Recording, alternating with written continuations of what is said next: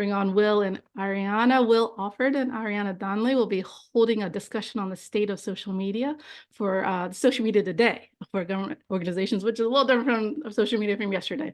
Will is our director of content and leads content strategy in consultation with many of you in our audience. Was a longtime editor for the AJC, as well as leading major initiatives with Cox Communications. And Ariana is the web and social media specialist for Government Social Media, which is a professional association for social media managers. She coordinates, trains, hosts, just everything to do with social media social strategy and public engagement. Thank you so much, Ariana, for being with us here today. Before y'all get started, I just have a question for y'all. If y'all can remember, if you think way back, what was the first social media channel you ever joined, and are you still on it? So I'll jump in. Sadly, no, I'm not still on it. I would pay a lot of money to get back into my old MySpace account. Loved those days, simpler times. People were nicer on the internet. What about you, Will? Yeah. I think Friendster actually was my first social media account. And no, I'm not still on Friendster. I Oh, may be still on okay. Friendster. Does Friendster still even it's out there in the internet Somewhere. archive somewhere, I Yeah. guess. All right. Well, I don't think you're all going to be talking about MySpace and Friendster today, but maybe you'll surprise us. So I'll hand it over We to haven't y'all. planned on talking about MySpace and Okay. Friendster, so but anyway, thank you, Yen. Thank you, Ariana, for being here with us, and for all of y'all for sticking around for overtime, GovTalks overtime.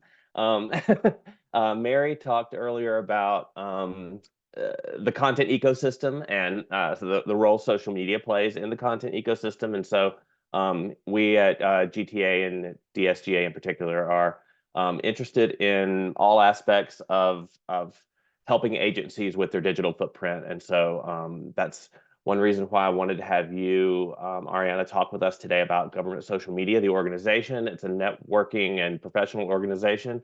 And you guys just wrapped up your huge annual convention. So tell us about that. What was the buzz at the convention? And Sure. Yeah, I am still recovering from that. It's a lot of work, but it's a heck of a lot of fun. One of the biggest draws is networking. So it's called the Government Social Media Conference. You'll see it abbreviated as GSMCon a lot. So that was in Palm Springs this year, but we're really honored to be able to put on a hybrid event. Ever since COVID, we've continued with that. So we had virtual and in person, about 1,500 people total attending that. And it's just really an exciting, inspiring time to go learn with other people. And really the biggest thing that, in my opinion, came out of it is not just that government agencies are learning more, that social media gives that opportunity for two-way communication. So not just talking to the people in your community, but also talking with them. But also the fact that more and more agencies are really leaning into that overall trend we're seeing with social of entertainment. So they're creating really entertaining content that also gets their mission and their services across. And those educational PSAs are now entertaining, and also adding humor whenever it's appropriate. It can really be done on any platform whenever it's done right. great, and I know that I'd asked if you could bring some examples, and I know you have. So I want to get to that. I think in talking with some folks around Georgia, I think that there's maybe some sense that maybe social media has peaked. Facebook numbers have declined. We have controversial in some circles ownership of X, formerly known as Twitter, and sometimes there have been questions to us about whether we should still be on platforms like that. There's so much misinformation, kind of bot accounts, and some states like Georgia have banned TikTok, and there are just sort of a lot of kind of negative trends. So, we talked earlier, and I was wondering if you could, kind of tell us your thoughts about these trends and the kind of audience fragmentation, and whether social media still is an essential part of our work.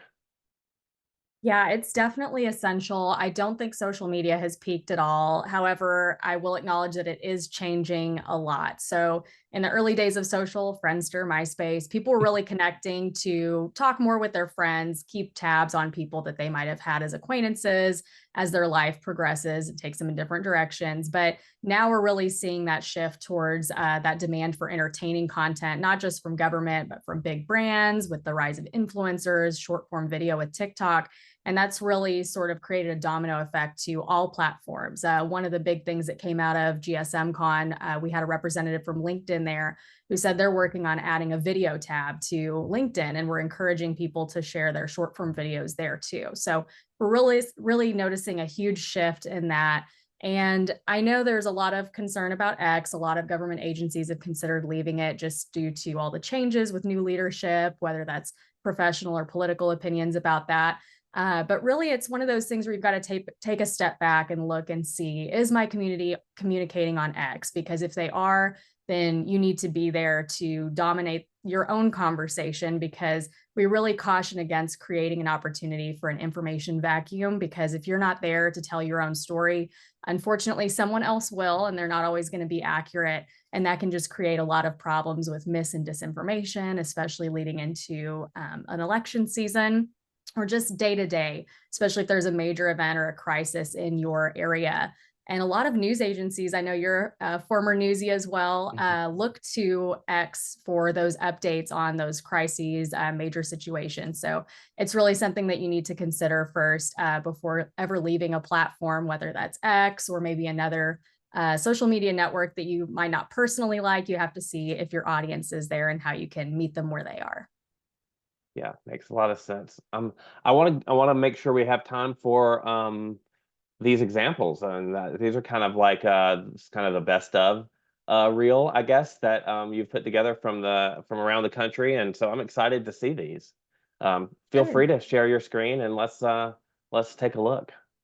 Okay, I am sharing it right now. Please let me know if you have any issue viewing it. Looks good to me. Okay, great. So I know we're pressed for time, but really quickly, some working strategies that are going to show you basically why I chose these. So what really makes a good post, I like to call this the recipe for a good post. You want to look at your voice and tone. So that would be if it's overly professional, very formal, or if you're going to have some humor instilled in it. Your visuals, that would be your images, video, that sort of thing. Relevant. So is it something that is relevant to your audience, or is it something they're already talking about? And then also the timing, of course, especially with trends, you don't want to sort of miss that relevant timing there. Okay, so starting out with X, Washington State Department of Transportation are the examples I pulled for this one. They were actually Golden Post Award winner just recently at our conference for Social Media Team of the Year. So in this one, you can see I selected it because it's transparent, it's conversational, and it's got that customer service element. So essentially, they're communicating that Twitter or X is limiting their automated tweets. So this speaks to that struggle that some people have had personally with Twitter. And it's affecting their ability to post critical travel updates and incidents that as they are issued. And then they provide, so it's transparent here, tells you what's happening. And it also provides the information on where you can basically fill that information gap. And then they update it later with saying that they're back mostly. And again, it hits that conversational. They say, we are so back, because that's a way that we see a lot of people in the younger generations talk. And it just lets you know where they stand. So the next example, this one was posted shortly after the Met Gala, which was really on all socials. They essentially used artificial intelligence to create their own construction and transportation themed photos. So what I really liked about this one is that it was timely, so it was on trend. They were joining a conversation that's already happening. They know people are already talking about the Met Gala, so how can we get our name in there and include ourselves in the conversation? And then, of course, it has this disclosure about generative AI, which is something that a lot of users are very sensitive to, even if they don't work in social media, because there's just a lot of lack of trust, unfortunately, with government agencies that we've seen over the years. So this kind of reiterates, even though it looks pretty obvious that it's generative AI, it just extra layer of communication to let them know how they got these images. Okay, this next one is a video PSA where they really humanize their workers. We really encourage that, especially if you deal with people who are sort of not so positive about the social media content that you present. It really helps to have that human element. It's a lot harder for people to be mean when they see the people behind your social media program or behind your agency. So in this video PSA, they're talking about Work Zone Safety Awareness Month. Instead of just posting a generic graphic saying, hey, it's this observational month, they show the people that are actually working on the streets, and they say, this person's a newlywed, this person's a veteran. It just adds that extra humanizing element, and of course, extra points for creativity. Moving to Facebook, Spring Hill, Kansas Police Department was also a winner of a Golden Post Award for Best Facebook Presence. So this, again, it's humanizing their department. It's showing what they're doing behind the scenes. And this is a good example of what I like to call user-generated or employee-generated content. It's showing from your in-the-field workers. They can submit photos to your social program to really not only stack your content calendar, but create a better bond with the community and build that sense of community that a lot of people would like to see. And then here's a more serious post from them. It's informational, it's impactful, and it's essentially about different resources for National Crime Victims' Rights Week. So again, it's not just a generic graphic, just observing something just for the sake of doing it. It's providing resources and information. It's also a good example of amplification. This is another agency that commented on it, says, thank you for sharing. That's a good option for someone else who wants to go check out that agency. It brings their information right to the person who's already viewing this post. Next, another example of amplification. They amplified, this post was originally from City of Spring Hill, and they amplified it on their police department page as well, just to kind of show more about the people who are behind the city and the agencies instead of just, again, a generic graphic. And another case of amplification, they're really good at this if you can't tell, and community building. Of course, the police department is not the weather expert, but they are sharing this information from another agency and making sure that their community can rely on their police department, not just when they have a problem, but also in preparation for what they see on the horizon that's going to affect their community. Quickly, Instagram. I really love this one. It's from Utah Department of Transportation. They won best Instagram presence, I should say. They were one of the winners. And this one's on trend. If you've seen this meme floating around on various social platforms, it's essentially like a conversation between two people. And this kind of shows the younger generation's way of communicating. So they're saying airport travelers should be aware of these upcoming ramp closures. This person says, oh my gosh, in your construction era. But for those people who may be older, don't really understand what this meme is about, there's a very descriptive caption right here. So they did a really nice job of pairing this meme and this caption together to get that information across. So let's see how it was received. In this next slide, it shows the comment. So I love you, UDOT. This is wildly hilarious. Why is UDOT my favorite Instagram account? Thanks for this construction. Those ramps have been bad for a while.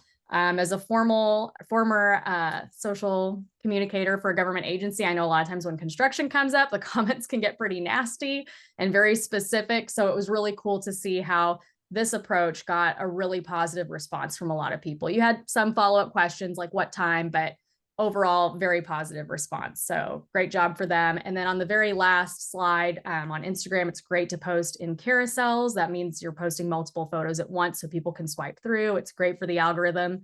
And they use that last slide for the more informative post. Instead of just posting this particular photo, which might have gotten a few likes, a few interactions, they really maximize their impact with just basically how many people they reach just by taking that sort of modern approach on that. Washington DNR was also another Golden Post Award winner. They actually swiped this from their X account and just posted it here on Instagram, which is great. Hiring influencers, by that I mean firefighters who influence the forest to no longer be on fire. So a very unique way of punching up that sort of recruitment ad.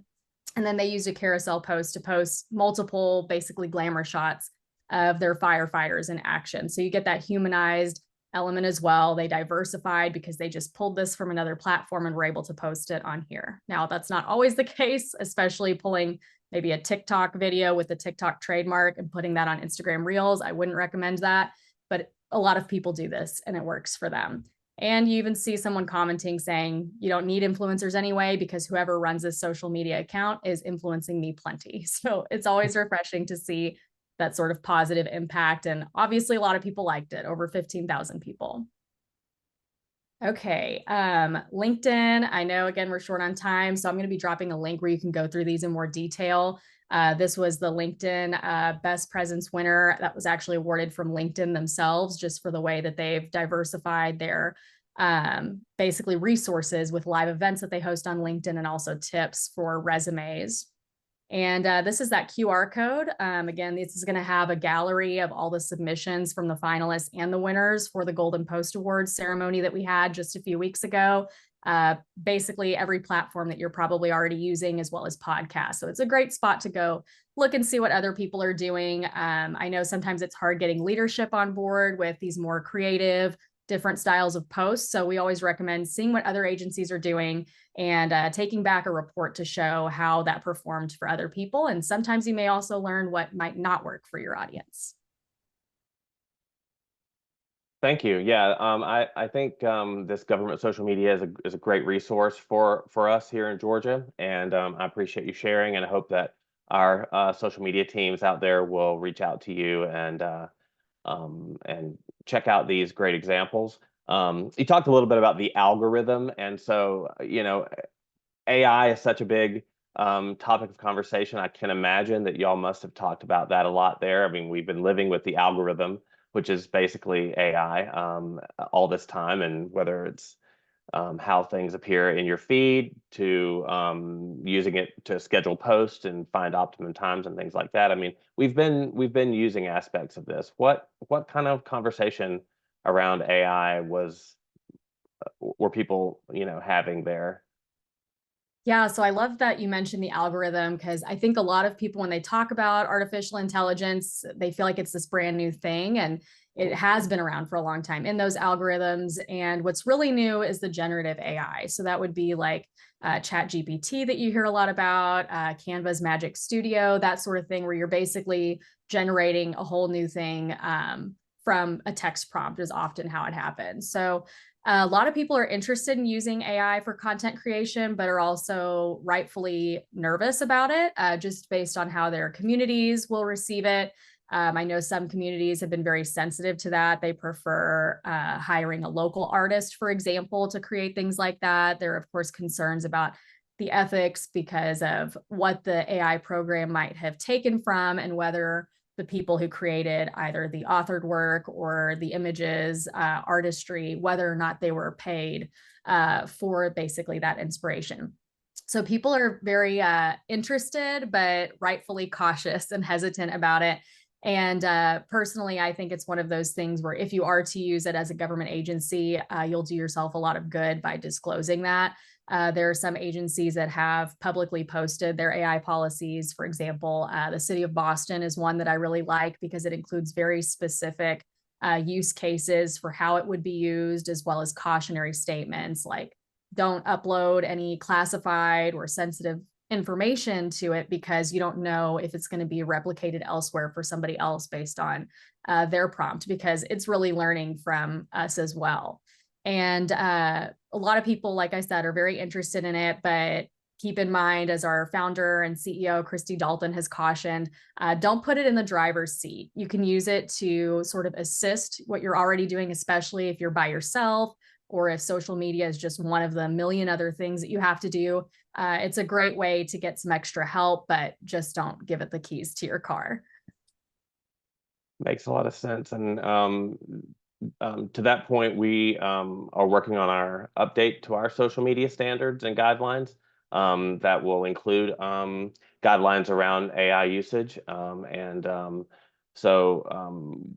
Already, for those of you out there, social media practitioners in Georgia, you can find those standards and guidelines on the Digital Services website.